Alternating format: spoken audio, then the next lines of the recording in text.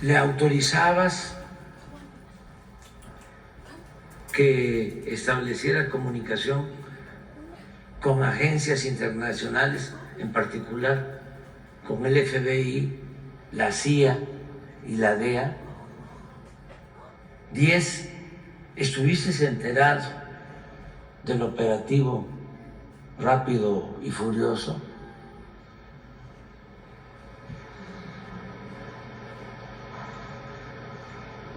Y así, creo que salen como 50 preguntas. ¿Cuál es tu opinión?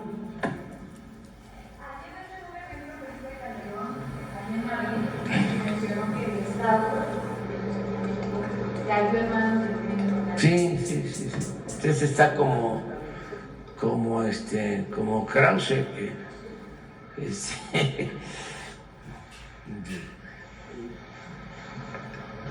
si hay alguien responsable, para los que están enojados por lo de la invitación al rey, si hay alguien responsable de todos, es Krause, que le echen la culpa a Krause. Acuérdense que Krause fue el que dijo, ¿no tienes por ahí el tuit de Krause cuando habló de que se terminaba la república y iba a comenzar una monarquía? ¿Sí? Entonces yo creo que por eso la presidenta, nuestra presidenta,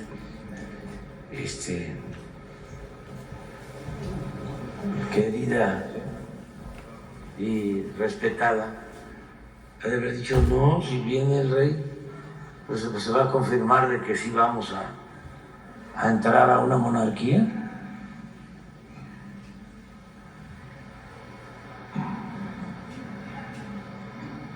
Después de ser una monarquía, el 4 de octubre de 1824, México se convirtió en una república. Pasaron 200 años. En septiembre de 2024, México dejará de ser una república para convertirse en una monarquía. ¿Lo permitiremos? Pues ya Claudia dijo que no, que es una república, no una monarquía. Pero es Aguilar Camín, lo de la dictadura, ¿no?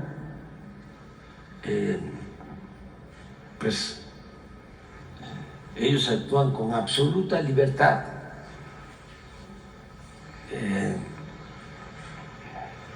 Y pueden ejercer su derecho a disentir.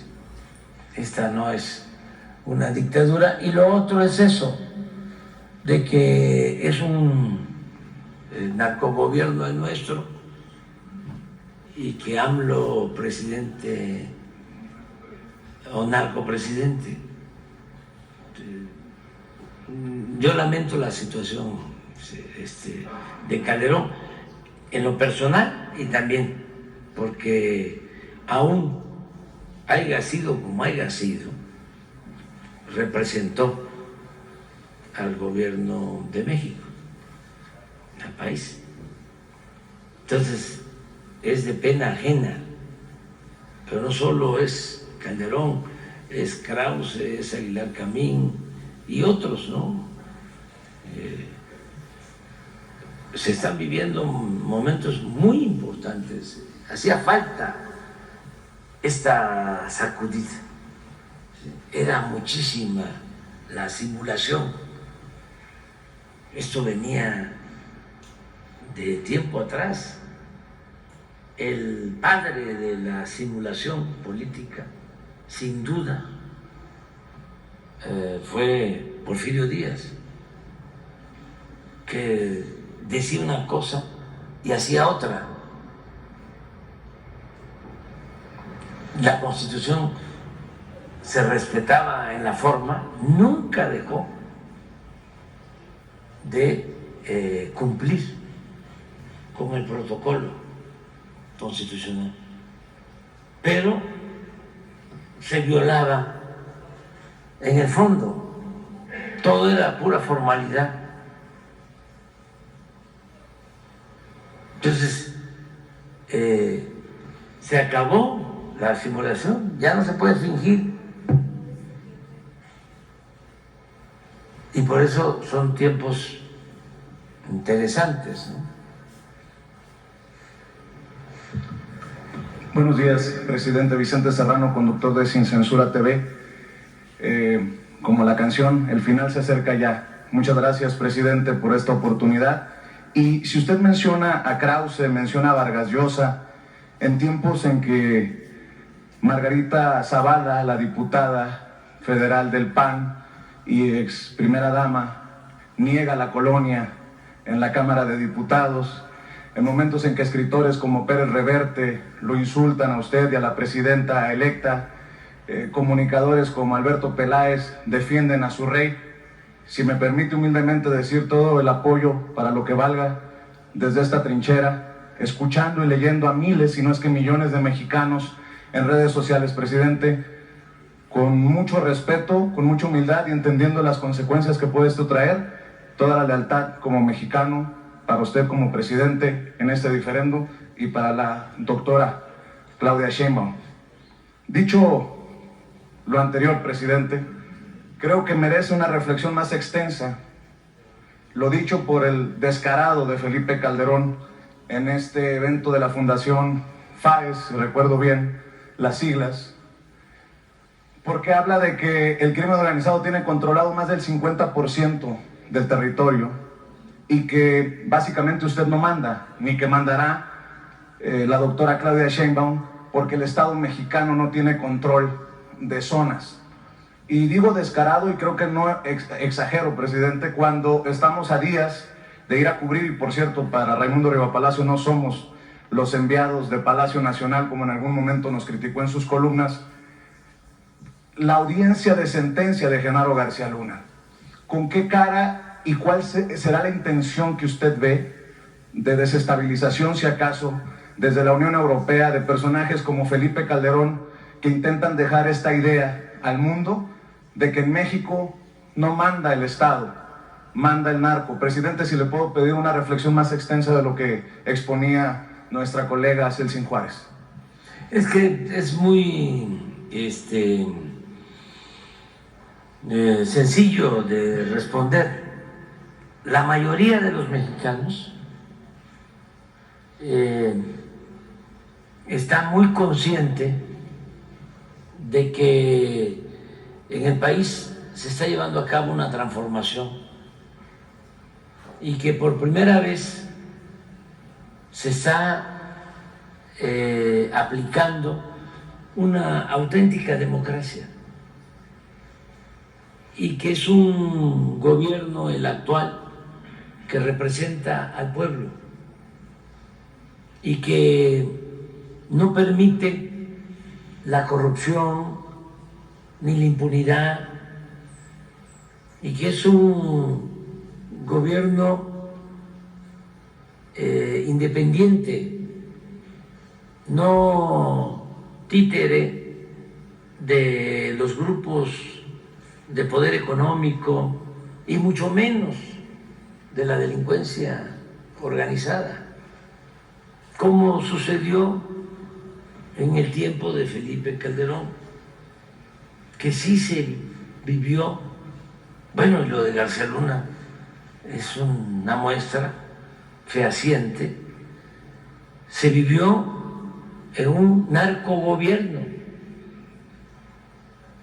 un narcoestado. Entonces, están muy desquiciados, molestos, y por eso hacen hasta el ridículo. Desde luego, hay que entender que así es la derecha. Felipe Calderón, en su formación,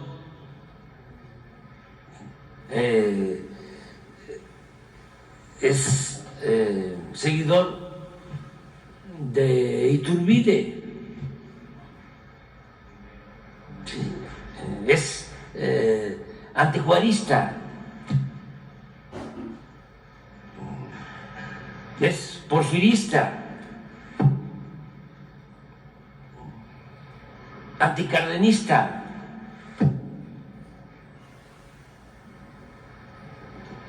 es partidario del conservadurismo. Por eso se fue a Madrid con su amigo Aznar y con todo el grupo de derecha de España y de Europa y de América Latina. Entonces es entendible, son unos falsarios, unos fachos, hipócritas, porque imagínense acusarnos de que estamos vinculados al crimen organizado, al cártel de Sinaloa, cuando en unos días más van a juzgar a su secretario de seguridad por estar a sentenciar a su secretario de seguridad por vinculación con el crimen organizado. Se necesita ser hipócrita. O sea, no se equivocaba Monsi, el gran escritor Carlos Monsiváis, me dijo a mí: no te olvides que la única doctrina de la derecha es la hipocresía. Y no es nada más Calderón, son millones. En sectores, estratos de clase media, sectores de la clase alta, que actúan así. Siempre ha existido ese pensamiento conservador, hipócrita, de los que van a la iglesia los domingos, siempre lo digo, y confiesan y comulgan para dejar el marcador en cero y regresan, porque siguen pecando, sobre todo cometiendo pecados sociales, humillando a sus semejantes, robando, mintiendo, y van de nuevo, por mi culpa y por mi culpa, y por mi grande culpa. Y lo mismo, y salen de ahí. Yo les platiqué una vez que fuimos a una ceremonia porque llegó un papa que estaba antes del Papa Francisco, Benedicto XVI. sí, Benedicto XVI, y a Guanajuato, y la homilía, la misa con el mensaje de muy buen nivel en defensa de los pobres, incluso el obispo de Guanajuato. Y no lo olvido porque antes de eso busqué a los sacerdotes progresistas.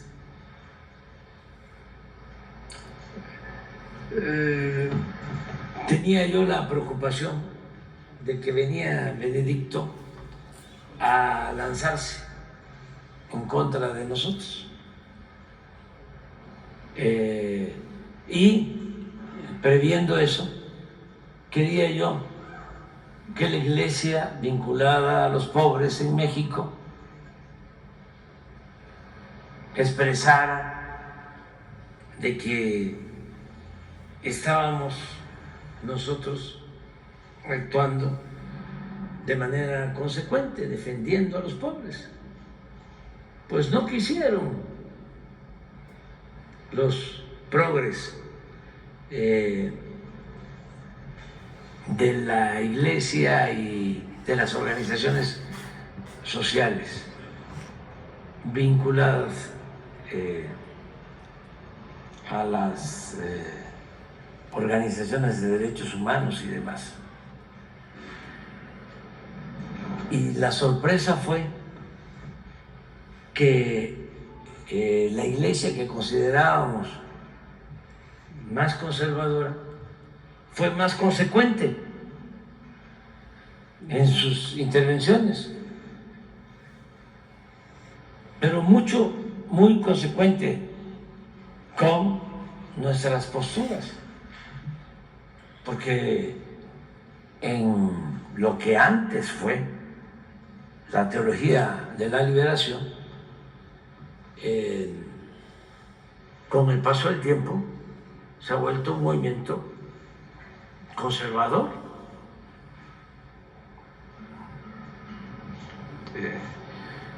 de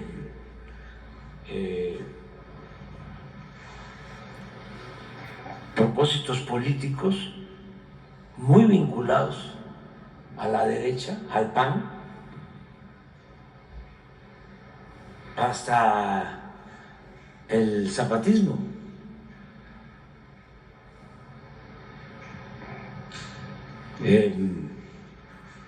Ahora cada vez que hay un cuestionamiento del zapatismo es en contra de nosotros, pero el Agustín Pro es lo mismo y otras organizaciones. Bueno, pues en esa ocasión que vamos, yo salí muy a gusto, muy conforme. Era yo candidato, creo que fue en el 12, sí, en el 2012. Pues salimos y un grupo de los del Yunque empieza a hostigarnos. Iba yo con Beatriz, a acosarnos y a gritar consignas en contra de nosotros. Beatriz, que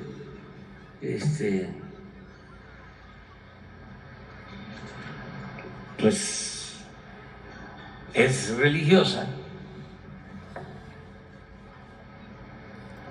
creyente, se molestó y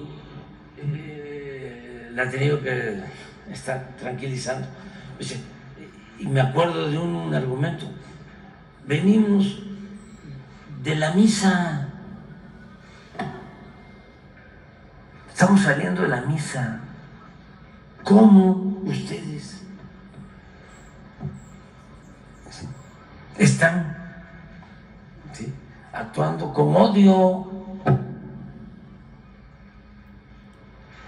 ¿Y quién no nos dimos la paz en la ceremonia? Pero es un ejemplo de la hipocresía. El otro asunto, que hay que decirlo, es el desmedido afán hacia lo material, la ambición al dinero.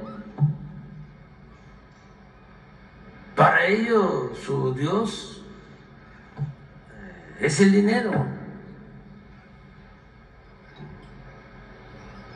Y no voy aquí a recordar lo que dicen los evangelios sobre eso.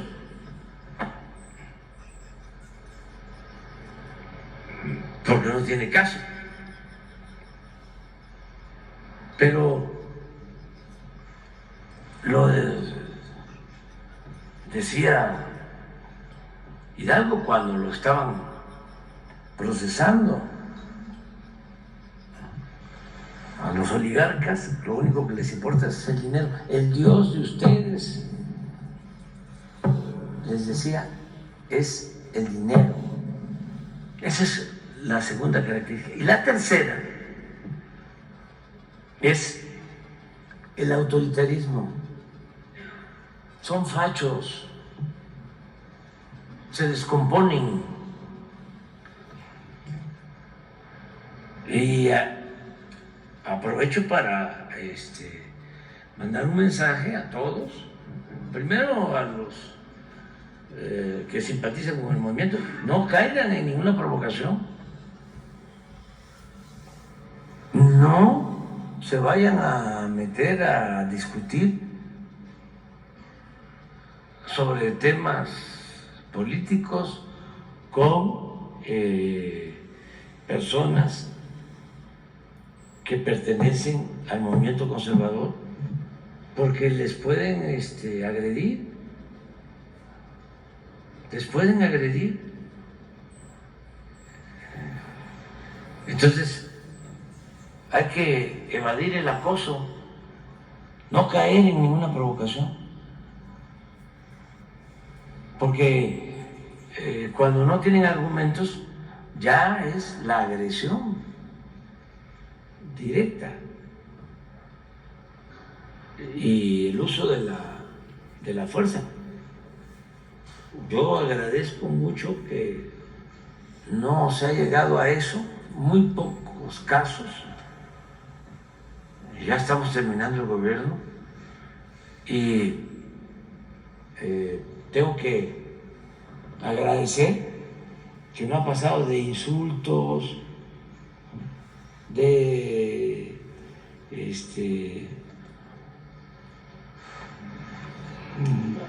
campañas negras, sucias, ¿no?, de difamación. ¿Va a tener seguridad para que lo cuiden ahora que se vaya a su... Pues voy a estar ahí y me va a cuidar la gente, pero no temo por nada. ¿Se le va a asignar seguridad, presidente?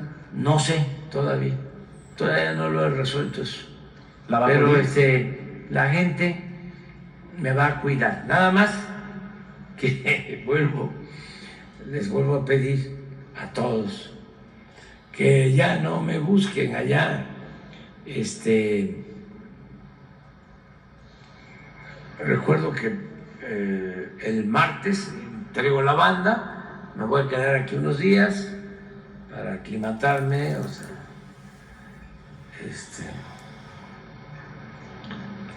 y luego me voy a ir allá. Entonces pedirles pues que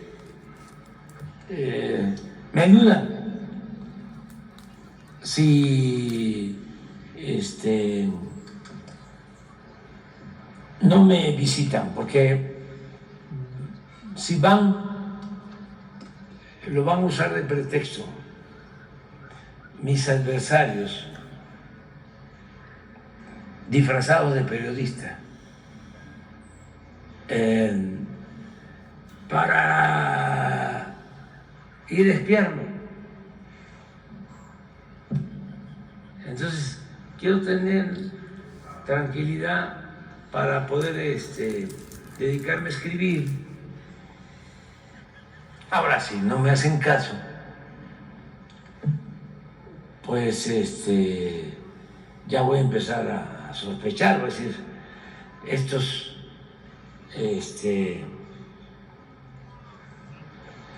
son conservadores, me voy a empezar a preguntar, ¿y de parte de quién? Pero yo sé que la gente me va a respetar, para que en una de esas, si no hay nadie, ¿sí?, que yo me pueda ir, me salgo a nadar a Nututum. ¿sí?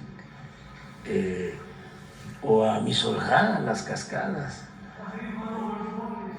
Está eso, sí, si veo que no hay mucha gente y que no me van a tomar fotos ni nada de eso, me puedo ir a macanear. O sea, No, no, no, no, no, no, no, no, no, no. Y llevo años viviendo tranquilo, con mi conciencia tranquila. Presidente. Y así voy a seguir. Presidente, por congruencia, llevamos el sexenio hablando de este tema. En algún momento usted decía que no quería que aquí se dieran a conocer a los periodistas favoritos del sexenio pasado. Al final aquí se dio la lista de los favorecidos con los 60,000 millones de pesos que invirtió el gobierno de Enrique Peña Nieto en publicidad oficial. Y si bien le hemos reconocido que le dio un machetazo a esa publicidad oficial, a ese chayote vestido de publicidad oficial, quiero exponerle lo que aquí durante el sexenio le he expuesto. ¿Qué piensa o hacia dónde debe de ir el presupuesto de publicidad oficial, entendiendo que es dinero de los mexicanos y las mexicanas, cuando aparecen al tope de la lista, a pesar de que es mucho menos dinero, TV Azteca, Televisa, Radio Fórmula, solo por mencionar algunos? Y en el caso de los dos primeros, el dueño de TV Azteca tiene adeudos fiscales. Y en el caso de Televisa hay señalamientos de posible vinculación a casos de corrupción. ¿Debería el mexicano o la mexicana seguirle dando de ese dinero de publicidad oficial a esas empresas cuestionadas? Se lo pregunto con mucho respeto porque ¿cómo puede ser posible que las empresas más beneficiadas por la publicidad oficial del gobierno, con todo lo que ya le he dicho que se le reconoce por haberle dado un machetazo, siga beneficiando a una empresa de un deudor a los mexicanos, en el caso de Salinas Pliego, y en el caso de Televisa señalada incluso en casos de corrupción como los de los mundiales de fútbol?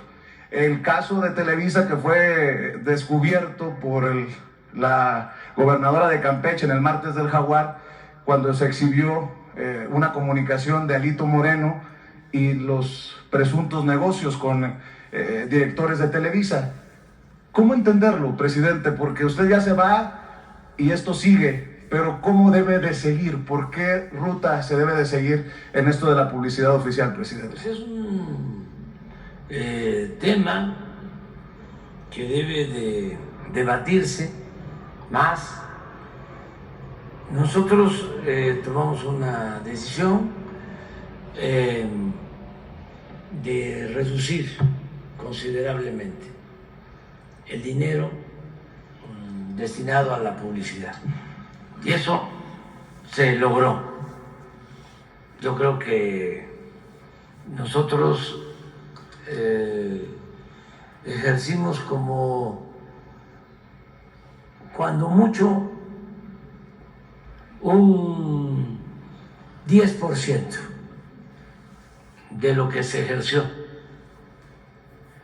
de publicidad en el gobierno anterior, cuando mucho. Entonces hubieron ahorros importantes. Ahora lo que debe de resolverse es si ese 10% se debe de continuar destinando a los medios. Yo soy partidario de que debe de haber publicidad. Pero no están los medios, presidente. Para a los dueños, sí, que se lo merecerían o no, ¿bajo qué lineamientos? Es que, por ejemplo, el gobierno tiene que informar, tiene la obligación de informar, de garantizar el derecho a la información. Y el medio ayuda a que esa información llegue a los ciudadanos, a las personas. Entonces, debe tomarse en cuenta el alcance que tienen los medios, nos guste o no nos guste, porque sí se ha avanzado mucho en la difusión de noticias, la información por internet, pero todavía la televisión abierta tiene una audiencia considerable, todavía, y la radio también, y la prensa escrita más limitada, pero todavía tienen una influencia y todavía se lee, se escucha la radio, se ve la televisión, ya no como antes. Yo no he visto encuestas últimamente, pero en los últimos tiempos todavía la televisión abierta aparecía con 30-35% de la audiencia. A la pregunta, ¿cómo se entera de las noticias? Todavía un 30-35% de la población decía por la televisión, y por la radio menos, pero se seguía escuchando la radio, sobre todo aquí y en las grandes urbes, por el uso del automóvil, por los tiempos de traslado. Ahí se está escuchando la radio, los periódicos menos, pero hay quienes siguen informándose con la prensa escrita. Y desde luego que ha crecido mucho el internet o la información en redes sociales. Mucho es lo que más ha crecido. Pero todavía los medios convencionales se ven, se escuchan en el país. Entonces, ¿cómo distribuir eso? Además, un gobierno democrático tiene que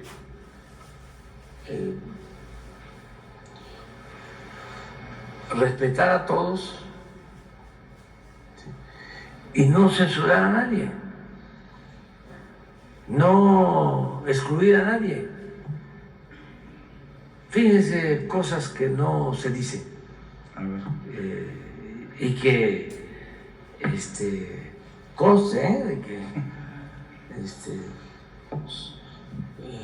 hay una dictadura en México. Los canales públicos todavía, porque no se van, porque depende de ellos, hay quienes nos cuestionan. Urge una renovación también en los canales públicos, presidente. Por eso, pero ¿cuántos periodistas, analistas en el 11 están abiertamente en contra de nosotros? El 80%. A ver, nombres. Macario Schettino. Macario Schettino está en el 11. Ahí está. Bueno, pues también esa es también la razón. Curcio. ¿Sí? María Amparo Casar. Crespo. Ezra Henry Chabot. Chabot. O sea, qué dictadura tan peculiar es la nuestra, ¿eh? Pero es un timbre de orgullo eso, porque garantizando el derecho a disentir, ¿sí?, les hemos ganado. Es decir, el movimiento ha triunfado en buena lid. Sonríe, sonríe, ya ganamos. O sea, porque tienen todo, muchísimo dinero, todo el aparato de medios, el aparato mediático, y no han podido. Yo hablaba de que se sentían cuarto poder. No eran cuarto poder. Llegaron a ser el poder de los poderes. Tenían una gran influencia. Llegaban a poner autoridades. Y ni modo que tuviese más poder la Cámara de Diputados antes que Televisa. ¿Quién tenía